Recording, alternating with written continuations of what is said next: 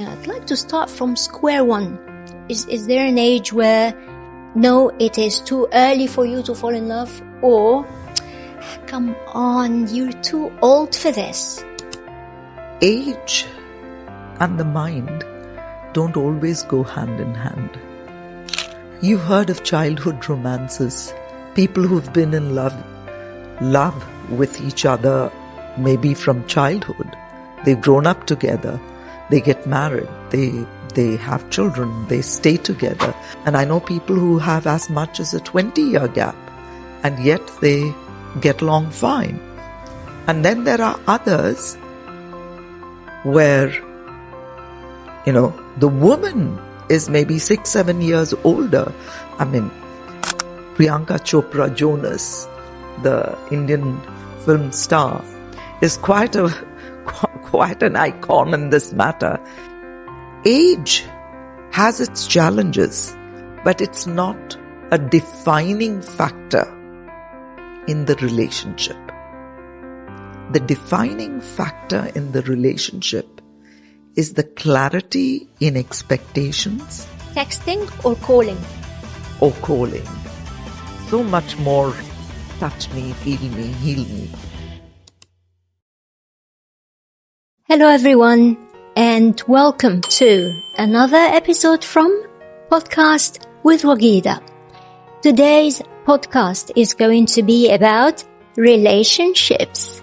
And it's not going to cover just any relationship because there are so many types of them. I have family relationship, I have friendship, acquaintanceship, and I have romantic relationship, which is going to be covered today. Not fully covered, because romantic relationship, a relationship between two people, is not something that could be covered in one episode. So you can consider that today is volume 1 of Podcast with Wagida, discussing romantic relationships, and many more episodes will come that will cover more concerns, more questions, more inquiries that you viewers might have for the esteemed guest that we're going to be having with us.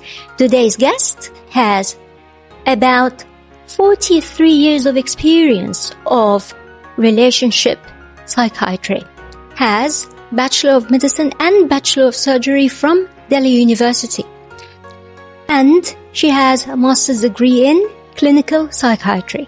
So with her knowledge and experience in clinical psychiatry, she is going to take us through that journey, and she's going to answer many of the questions that you might have. So please stick around and listen to what Dr. Sara has to say. Dr. Sara, I would like to start by thanking you so very much for giving us the time and being with us today despite your very busy schedule. My pleasure. I'm always happy to help a friend and do anything to support the society that we live in. And that's exactly what we're here for, because we have so many things to discuss about romantic relationships. And the reason I'm saying romantic is because when I say interpersonal relationships, the term itself is vast and it cannot be covered, like not even in 10 episodes of Podcast with Wagida. So today we're going to touch base on some of the most common questions. I will not say the term problems. I will say questions, queries, things that people live in their daily lives as partners. And if you would allow me, I'd like to start from square one. Okay. Square one is romantic relationship, or a relationship between any two people, married, engaged, just starting. Courting, maybe.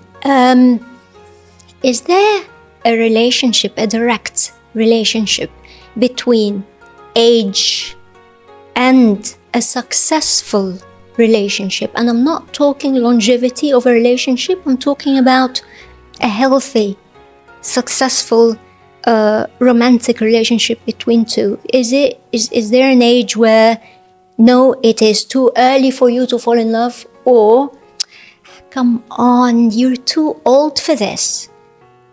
Is there such a thing? age and the mind don't always go hand in hand. And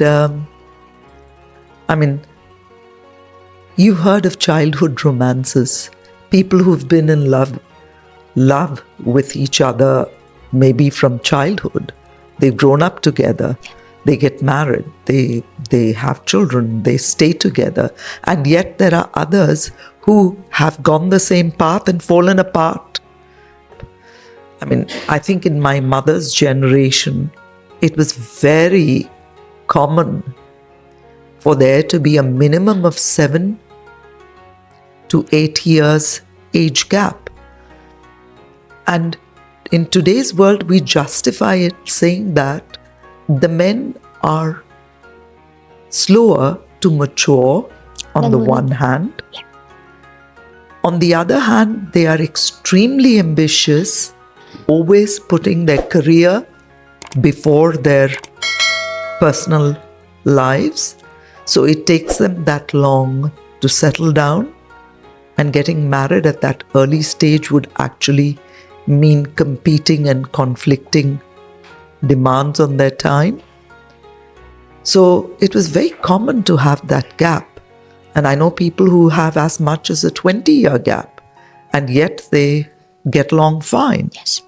And then there are others where, the woman is maybe 6-7 years older.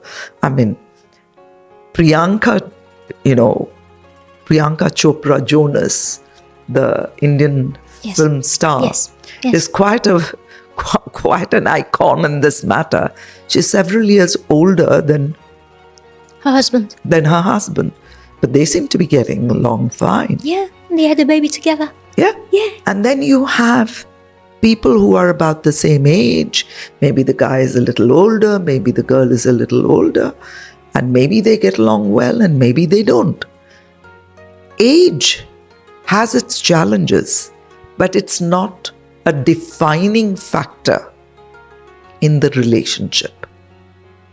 The defining factor in the relationship is the clarity in expectations and the ability to fulfill those expectations without really feeling, stressed about it. If the expectations from the other party are such that I'm not able to fulfill them, this puts an undue stress on the relationship. I don't know if I'm making myself clear. Take a mundane task. Let's say you decide you want to have children. The day you decide you want to have children, I think you need to decide, along with it, what is the expectation you have. Maybe the one guy, the husband, wants only a male child, does not want to have a female child. Would the wife be able to agree to this? Because it's not within her power to guarantee whether it will be a male or a female child.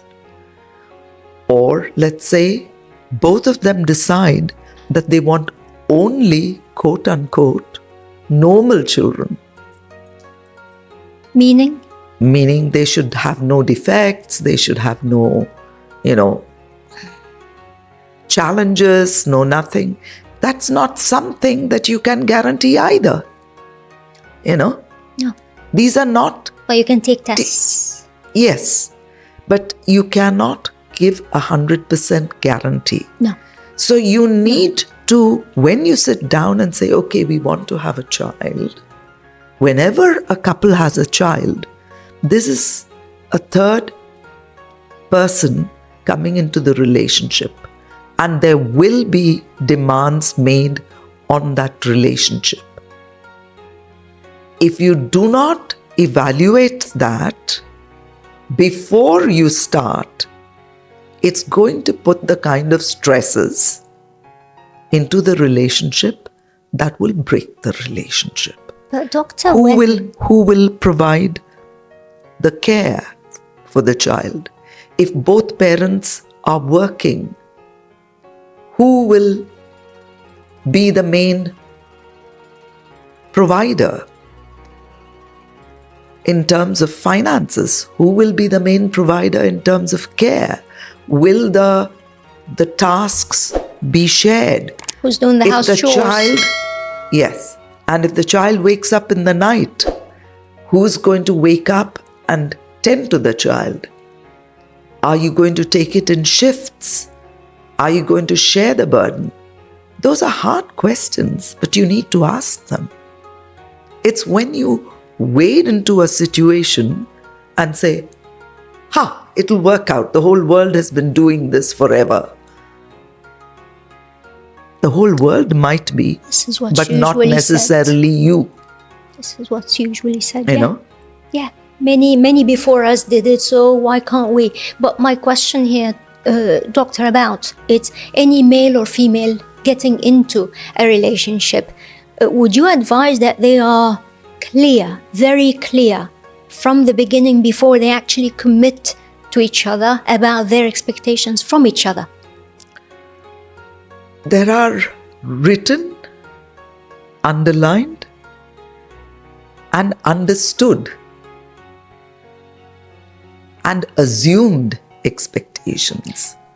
Yes, it is the assumed that might become the problem. First exposure comes with the assumptions. You have some expectation of your partner, and when you see the person, if they don't kind of tick all the boxes, you probably won't get into a relationship. There's some kind of an unwritten mutual consent where both people feel that the other partner ticks all the boxes. So then you start going out, courting each other. It's quite an elaborate sort of social undertaking. It is defined by social norms, what you may or may not do. And somewhere during that courtship, you will ask several questions, or you will observe and find, let's say the capability of the other person to meet your expectations or not. A lot of relationships break off before they ever get serious, because during that transition period, you already have found that the partner does not meet the standards that you've set for a lifelong relationship. Marriages are meant to be lifelong, but I tend to believe in the fact that they're made in heaven. It doesn't matter how hard you try, how clinical cut and dried you are. You can ask all the questions in the world. You can write a prenup, and you can still end up with a broken marriage. Because I think, like businesses, like entrepreneurship, I know that when people are successful, everybody thinks that they know something, above and beyond what everyone else knows. And I think that's not true. The commonality between a successful entrepreneur and a successfully married partnership is that it's really luck, God's blessings, fate, whatever you want to call it. Yes, we have to work really hard at it. We have to work at it every day. We have to try and minimize the possibility of, it winding up as a broken relationship, or in the case of a business, you minimize the risks by, doing a proper SWOT evaluation. Analysis. But at the end of it all, there is something called an unseen hand. And that is really God's blessings.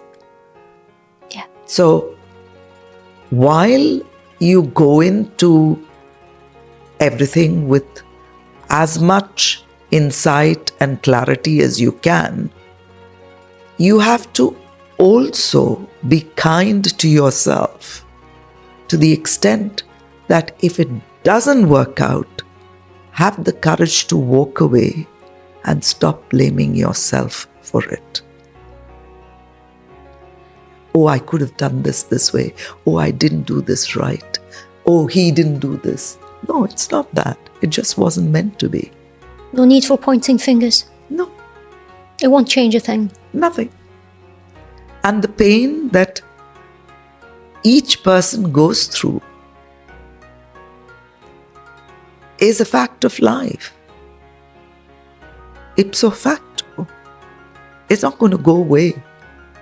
So focus on getting over that rather than doing something as unproductive as pointing fingers. Because wellness of the mind starts with a journey within. It's not from without. And doctor, again, when it comes to setting the expectations, I'm quite confident that so many people sit, and especially when they are mature enough, they sit and discuss the expectations of the relationship itself, whether that relationship is engagement, married, or we're just going to be partners. Okay? Mm-hmm. The question is, I will talk about my country. I'll talk about my people, our traditions in Egypt. The best thing for a girl or a woman to get married. Okay, so here comes a suitor and he ticks a box. Every girl has so many boxes, or she dreams of a man that will tick each and every one of them. Here comes one, the only box that he ticks is that he's ready to move on with the engagement and the marriage. And then you will get the family, or the girl herself would say, I'll take him as he is now, I'll change him later. You got the point? It's like, no, marriage is going to change him. Do you know what? Kids are going to straighten him. Just get him. Just get married, and everything is going to work the way you want. Same thing for a man. Marries a woman, thinking that he can change her after marriage, or after marriage, she's going to be that model that is always coming out of a magazine cover. And after marriage, here comes the first child, and then, the balloon effect. Fiona the Shrek's fiance. So what do you say about take them as they are now and change them later? Because I know that this change later is like, it's not gonna happen. First of all, I've dealt with so many minds because my specialty is psychiatry. I think the number of people that lose their mental equilibrium, for lack of a better term, is always because of a failed relationship, a critical relationship that failed. It could be, more often than not, a romantic association. Because parental relationships also can cause trauma, serious trauma. But they are far fewer simply because one party in that, usually the parent, is quite unconditional in their acceptance of their child. this does not apply in a spousal relationship, and then you have problems. There's a fallout. Now, at what point in time can you turn around and say that this it's not working? Is not working is again entirely up to each person. But the whole concept of a marriage being a status that's desirable, I don't agree with. In today's day and time in the world where same-sex marriages are happening, where you have all this LGBTQ whatever acceptance, you have the possibility to adopt, and there are so many children in the world who are yearning to have a family and don't, either through war, through abandonment, whatever. One needs to look at the whole institution of marriage in a very different light. Perhaps,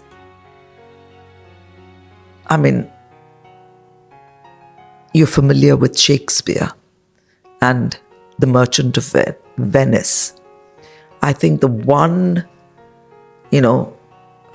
statement that I remember so clearly and always keep in mind is, all that glitters is not gold. Many a time have you heard that told. Gilded tombs to worms enfold. Had you been as wise as bold? And Portia turns round and says, farewell, sir, your suit is cold. And it's very meaningful. Everything that looks wonderful, packaged beautifully. And more often than not, the men are looking for the perfect package in terms of, yes, the woman needs to look like she stepped off the pages of Vogue. Well, come the child, come an accident, come age, she's not going to keep looking like something that stepped off the pages of Vogue. But if her mind is good, her heart is genuine and gentle, that will last you a lifetime. That's something nobody can take away. But do the men think of that? And when the women look at it, the one thing that they're being told all the time is, he has to be the knight in shining armor. He has to have bags of gold. He has to be able to give you the finest. If he's a nasty little piece who doesn't have any respect for you as a woman, or appreciate what you do, and will not give you companionship, has no sense of humor, is all the money in the world going to make up for that? I don't think so. And come back to the whole question of changing somebody. Personality starts getting into place between conception and age 6. Between the ages of 6 and 12, the value systems and the overall attitude towards life has been more or less imprinted on that DNA. And then you've heard the old saying, a leopard does not change its spots. Yes. So you can take this person, you're going to meet up with them around the age of minimum 24, 25, maybe later in today's day and age. But somebody who has been that way for the last 1 decade or more, what are you going to change? Every day of your life, the incidents, whatever you go through, do change you ever so subtly. But it doesn't change your mindset, your attitude, and it doesn't change who you are. And your value system. Those 3 are rock solid. They're written in stone. And if that is what you're looking at, you're never going to change anybody. Besides, your spouse, whether it's the man looking at his wife or the woman looking at her husband, your spouse is not your project. They're your partner. If you want to take up a project, take yourself up as your project. Your passion project. Yeah. Improve it whatever way you want. Be the person you ever dreamed you want to be. That is possible. And this might, I'm only saying might, lead to something that is called an unhealthy relationship if it continues. And part of it could be, I keep hearing the term nowadays, toxic relationship. And is toxic relationship the same thing as abusive relationship? And Doctor, what are the signs that this is a toxic relationship and that you really need to consider your position in this relationship? This is such a personal and relative definition, For me, what I expect from myself is that my parents gave me a great start. I'm good. But I have become an adult. I want to be better. And by the time I'm of a mature age and have wisdom and experiences to support me, I want to be my best. Good, better, best. And if that's the journey I'm charting for myself, my definition of a toxic relationship would be someone who either through repression or oppression affects me so much that I cease to be the person I want to be, that I cease to even have hope of ever becoming what I wish to be, then it's time for me to move on. Move on. Get out of it and move on. Because what you do have control over is yourself. If you can't look at yourself in the mirror when you wake up and say, I'm okay, this is where I want to be, and this is where I want to go, then you have a problem. A serious problem. So in an abusive relationship, because toxic is, you just defined it as it's a relationship where you don't see yourself in it anymore. You don't recognize yourself anymore, and you also don't see you progressing anymore. And the abusive relationship, what are the I would not signs of abuse? How many types of abuse that could be happening in a relationship that some of our viewers do not know that they are actually being abused by their partners? Because abuse is not just physical, it's not just hitting you, okay? It's not just there's physical abuse, there's sexual abuse, there is emotional abuse, there's financial abuse, there is social abuse. When, a person cannot be there for you, no matter how supportive they are, all the time. But if they monopolize you and prevent you from having those relationships that support you and help you grow and stay stable, they undermine the very fabric of the support that you have. That's abuse too. And that's the kind of abuse that often goes unnoticed. They isolate you, they monopolize your time, so you never have time to visit with your friends, your family,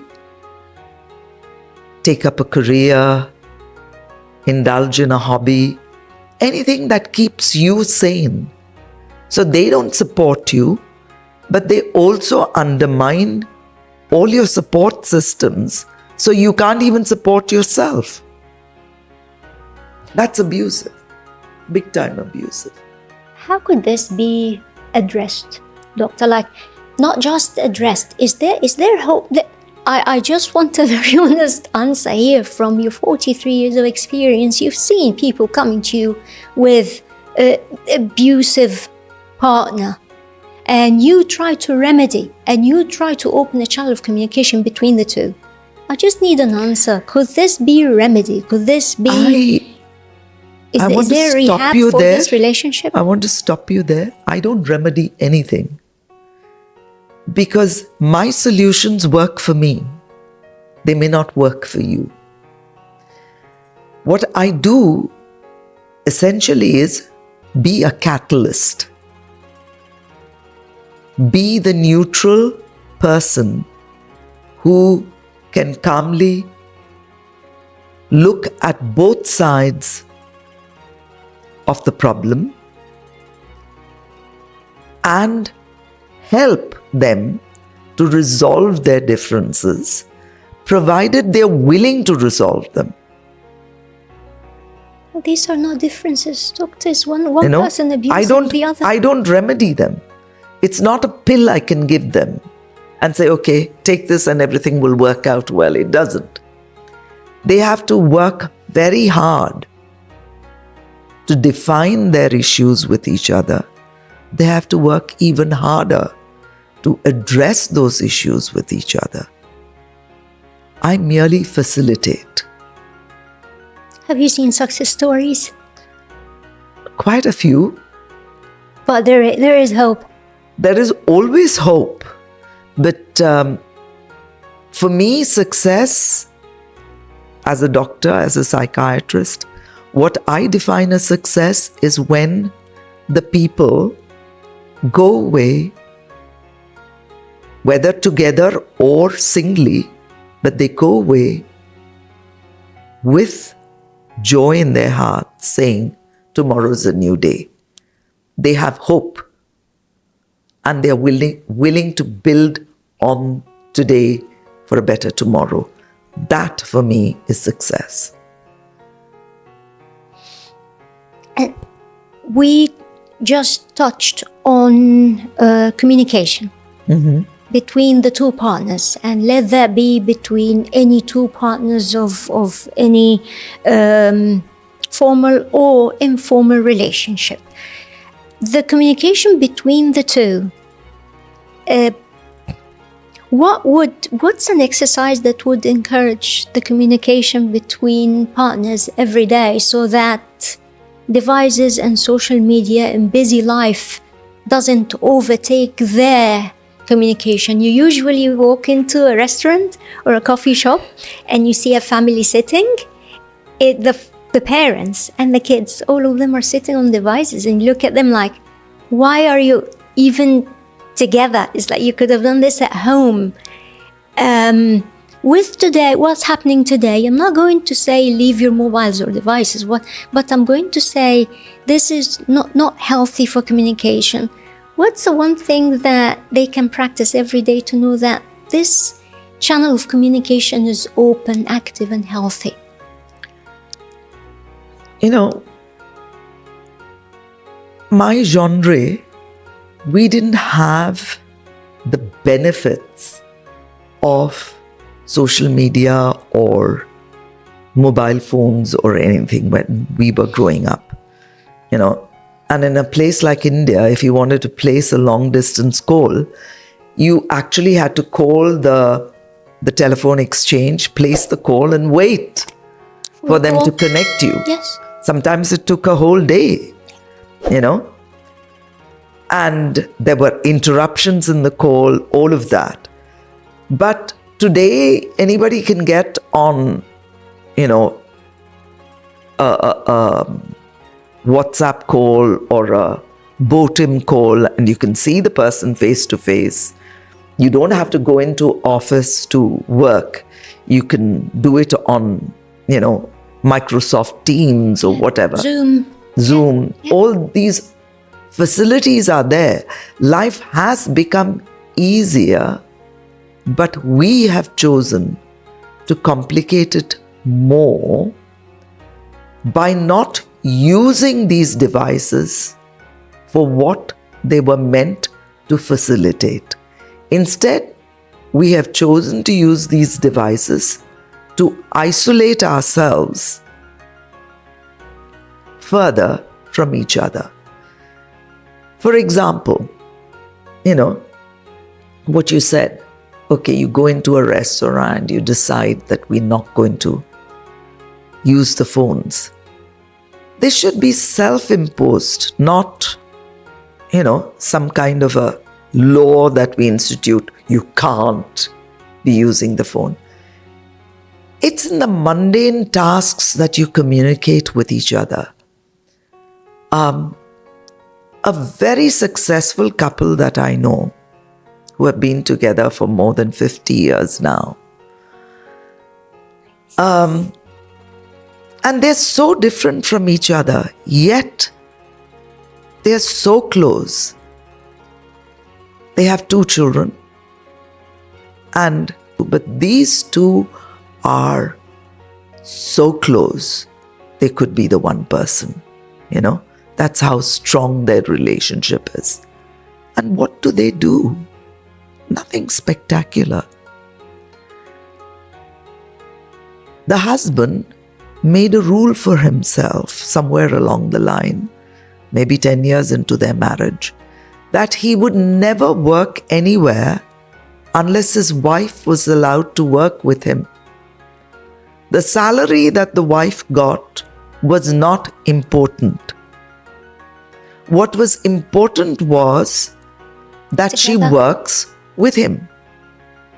The other thing that they did, two rituals, as I call it, that they always did, was they would definitely take a walk together.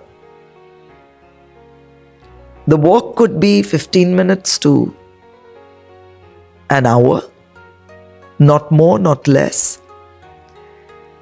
And they washed dishes together. One of them washed the dishes and one of them dried. Right. So, all in all, in the day, they get between 4 to 5 hours together. So they were really completely into each other's lives. It worked. As we mentioned, between the 2 couples that you were just talking about right now, they were different in a way. Okay. And this is where globalization is putting us today. We all meet in places like UAE, Saudi, Kuwait, even India, Egypt. Globalization made people having to travel a lot and spend a lot of time in these countries where they meet the other party. Now, they will have so many conflicts. Lots of conflicts related to, let's say, culture, let's say, beliefs, let's say, traditions.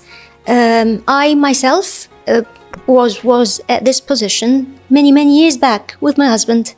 I'm Egyptian, he's English. With the different everything between us, it was devastating experience. I was always fighting with him because I was unable to understand him. However, we managed to meet in the middle. The thing is not, we were mature, both of us. We were, I will say, above 30, less than 40. But not every couple has to wait until they're mature. They are different in so many ways, different in so many things. What's your advice on them working those differences together? Do we work on them or do we compromise?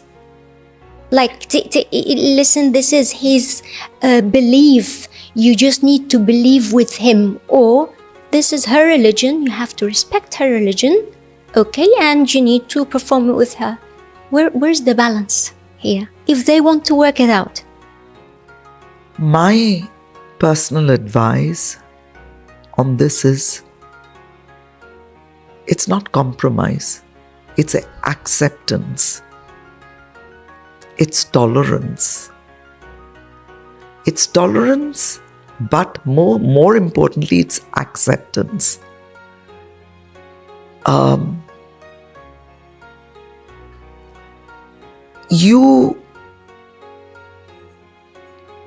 The two of you have two different languages.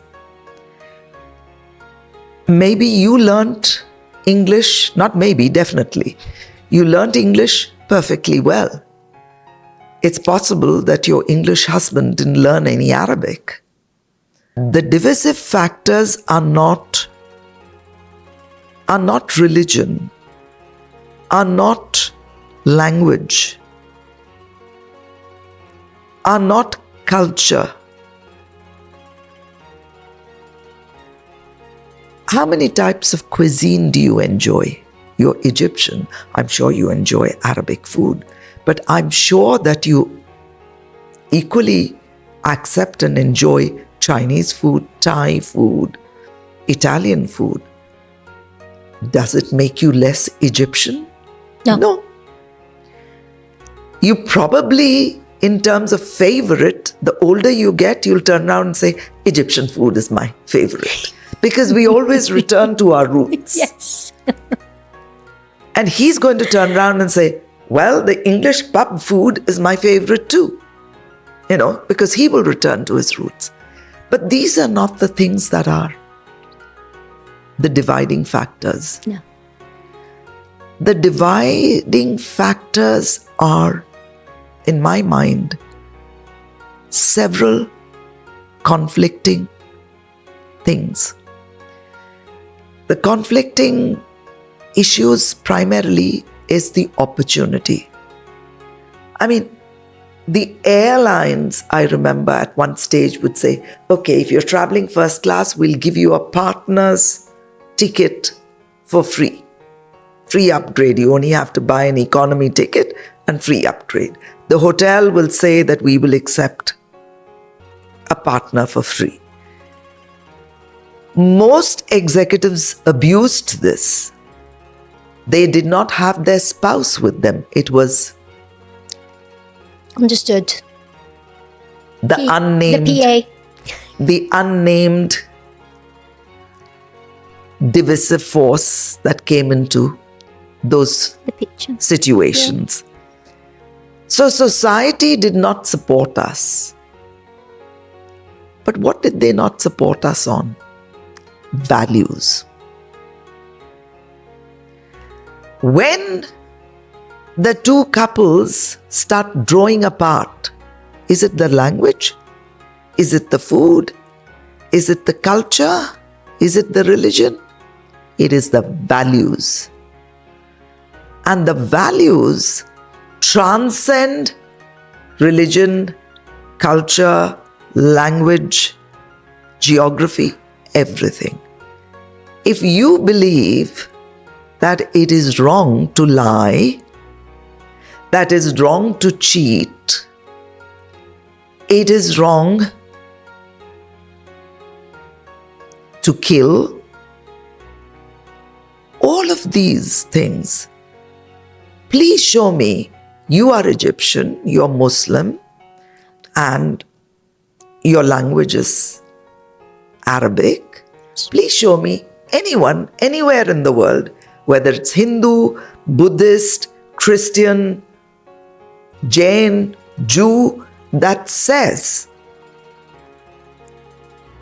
that says, and I don't care where they come from. It can be from India, from China, from Thailand, from Mexico, I don't care.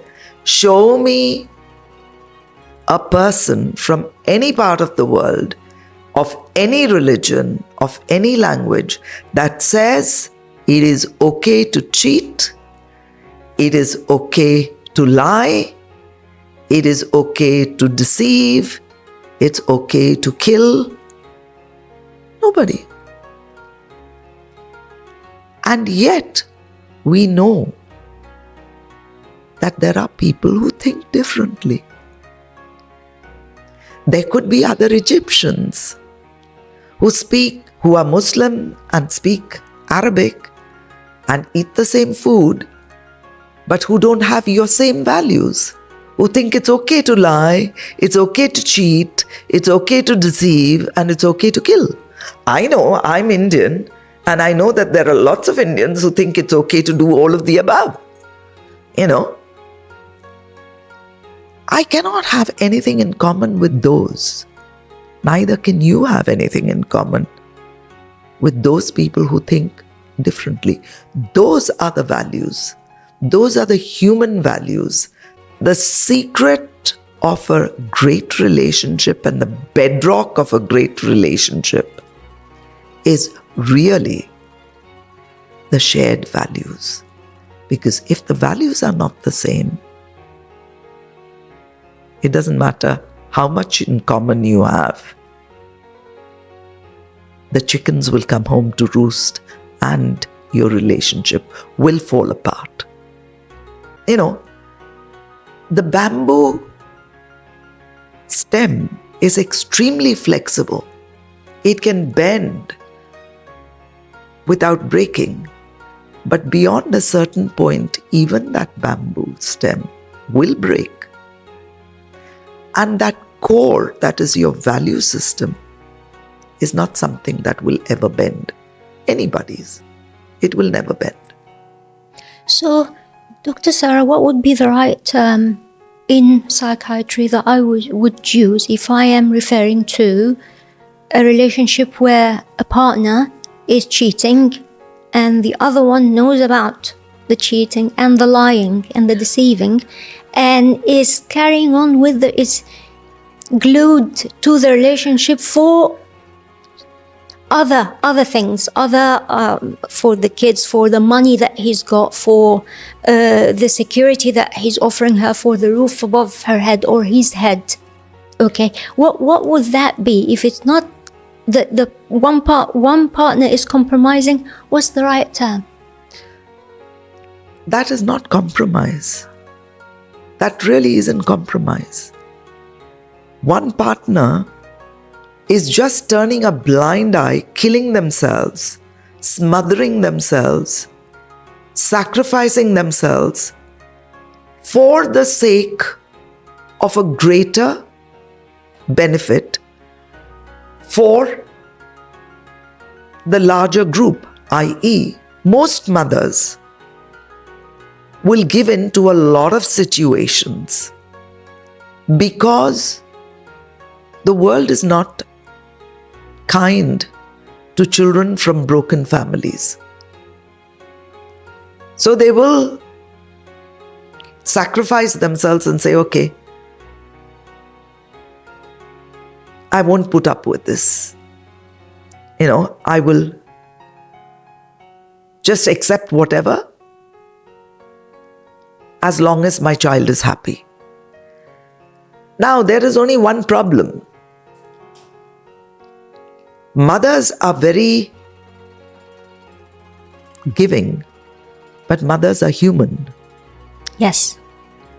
So they can go along that path up to a point. When the child becomes old enough to stand on his or her own feet, Then the mother suddenly wakes up and says, it's all done. I don't have to take this anymore. And that's when it falls apart. But by which time, there's very little left for her to reclaim. If you know what I mean. That bus or that ship sailed a long time back. Men, on the other hand, rarely consider any of these things. What they consider is their career. Often you will see that there are many men who married rich women who would give them a boost in their career and get ahead. Yes. And irrespective of what they feel, they'll stay in there. They'll hang in there. And the minute they are able, and they will keep cheating, because they realize that the other person doesn't know or doesn't want to know, or whatever the case may be. Yeah. So they will keep on playing these games. Yes. And then one fine day, they wake up and they say, the children are now out of the nest. So I don't have a hold on the woman anymore. So either I have to leave her. I mean, you see this in Europe and especially in America very often. Yes. As the children come of age, you'll find that the divorces happen. Yeah. Yes. Because the guy can no longer be held back. And he will also be saying, I don't care what she brought from her parents' home, but if I hadn't been there to work that, it would not have grown. And they're quite happy to split it down the middle because the laws in the US and Europe generally support sort of equitable division. Yes. So, I mean, take Bill Gates. Take Jeff Bezos. Yes. You know? Yeah. And there's enough money in there to go around. Yeah.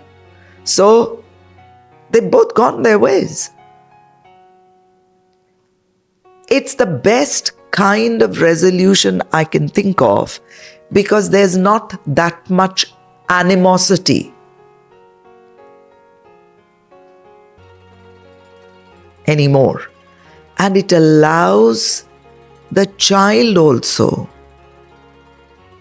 that moratorium or that space to not have to pick sides. The worst thing you can do to a child is to say, now pick. Is it going to be me? I took care of you all my life. I sacrificed for you. I did this, I did that, I did the other. Yes. And then the father says, you want to pick against me? You won't get a dime off me. Written off the will. You know? Yes. And the child says, I can't get through all my life without any money. Yeah. You know? So, but then he has to cheat himself. His heart is with his mother and his mind is with the father. And you're asking him to disconnect the two and thereby weakening him.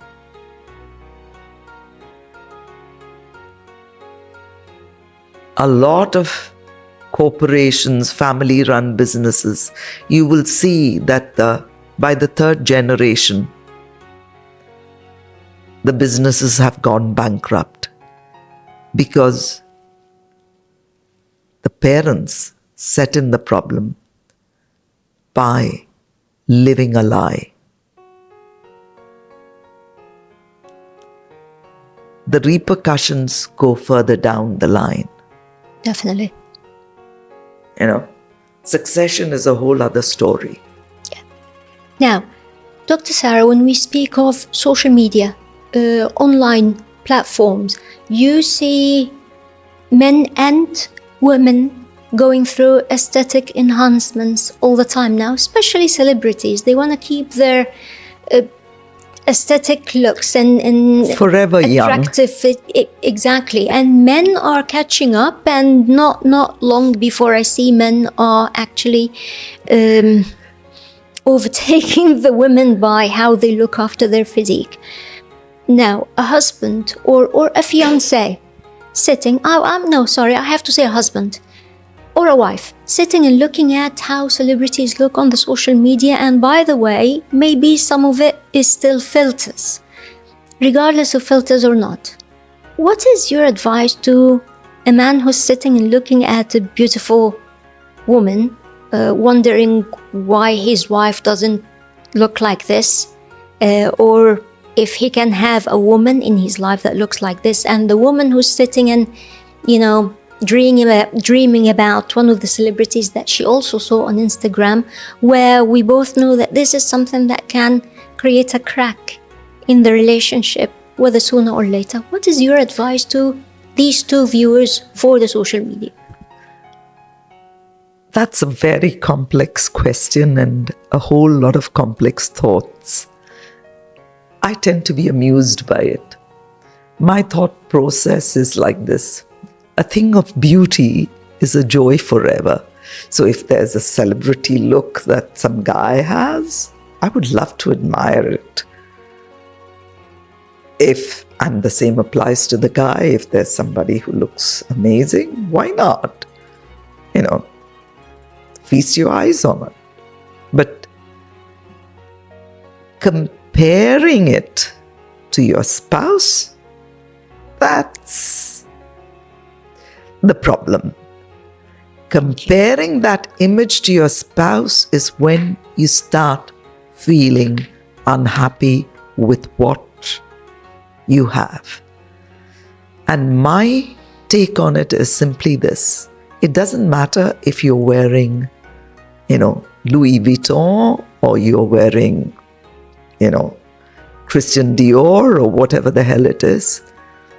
The thing that appeals to you the most, and the time when you're feeling miserable and whatever, what do you reach for? The one t-shirt that you probably wore in school, which is your favorite. It's a bit down on the ears. It's got a hole in some part of it, but it's so comforting. It holds you, it hugs you. Old is gold. Old is gold. That's all I have to say. Thank you very much for the answer, Doctor. And in summary, yes, we say in Arabic, Allahu Jameel, Yuhibbul Jamal. God is beautiful and God loves beauty. And you've mentioned something earlier, that beauty is not everything and it might not last. So find something and keep finding the things in your wife or in your husband to keep that fire and that relationship going, because certainly it was not just the looks when they got married. It was so many other things. So looks is one of them, but when it goes, it doesn't mean that everything else has gone. Not at all. So to lighten the mood a little bit, let's go with this part that says this or that. Okay. So, romantic dinner at home or outdoor date? I'm okay with either, but if the outdoor date includes a little bit of walking or a game of anything, any sort, I'd go for that. Nice. Texting or calling? Or calling. So much more touch me, feel me, heal me. Calling it is. Love before marriage or love after marriage? Now this is a very loaded question, especially in a country such as this, where sex before marriage is taboo. But there's so many couples that are living together. And my take on this is simply, sex is such an important part of marriage as well. Shouldn't you be finding out if you are compatible on those grounds? I'm not encouraging anybody to go willy-nilly into a relationship, a sexual relationship just for the sake of it. But I think that's the ultimate horizon, the ultimate test. So if you are kind of set on getting married and you're sure that's where you want to go, then I think you might be okay to try it out. It would be a bit late. I've had to counsel a young lady who was engaged to a guy for some 2.5 years before they got married, and it was an arranged marriage. And when they did get married, it was disastrous, sadly, because the guy was a homosexual. And it was devastating for her. Indeed.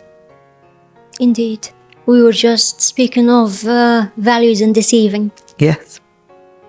Dear. And it was an arranged marriage. How did that get past all the checks and measures? The parents, I don't know, but it did. And hence, the hand of God, as I say.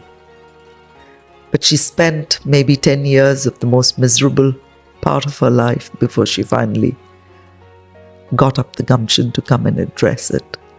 I'm sorry I wasn't able to settle the thing with this or that, but yes, no, this is not an easy question to say this or that. There has to be a bit of explaining behind it, but that was quite valuable and devastating as well. Oh dear. Going to bed angry to try and calm down, or resolving conflicts instantly. This is what we say, delayed gratification and instant gratification. Yes, resolving a problem when it happens is very desirable, but may not always be possible. And if it is not possible at that given instant, hold the thought, get to your bedroom, shut the door, and then sort it out before you go to sleep. That's my advice. Great. So it's really a mix of both in a very nice way. Mm-hmm. Okay. Right. Discussing exes openly. Depends on the couple. If you feel a need to know what relationships were there in their past, then by all means, ask for the history if you like. Right. But if you don't feel the need to know, don't ask. Yeah. If it's not going to make any difference, just put it behind you. Because it is history. It's past. Yeah. It's gone. Yeah. I personally, if I were the person, I wouldn't want to ask for a reason. Because I think if I asked and I found out and that person crossed our paths again, immediately my mind would start thinking, why is she here? Is something going to happen again? I wouldn't want to know that. I don't need to know that. Give yourself to have a fresh start with the person. Absolutely. The last one says, supporting each other's hobbies or sharing common interests. Both. This and that. Equally important. Do both. Absolutely. Nothing better. We were just discussing about people coming from different backgrounds. Like my husband was the golfing, I was the bowling, and then I couldn't learn golfing, but he learned the bowling very well. Oh, good. Yeah. Maybe we should go bowling together sometime. We should. Why not? It's fun. It's a lot of fun, especially cosmic bowling. Next part is the myth busters. This is the best part that everyone likes, because Mythbusters is Wagida telling you what we used to hear or learn from our parents, our traditions and culture, and if it is right or wrong. Mm-hmm. The first one says, if your husband doesn't remember the wedding anniversary, then he lost interest. No. He's just got a lot on his mind. So long as he apologizes nicely, sometimes it's good for him to forget. The apology might be better. I might get like diamond earrings instead of just a bouquet of flowers. Absolutely. Just accept him as he is now. You can change him later after marriage. Not happening. Once trust is broken, it can never be rebuilt. Depends on the person. I'm one of those kind of people. You break my trust, I can forgive you, but I will never You will forget. never forget. I will not give you a second chance.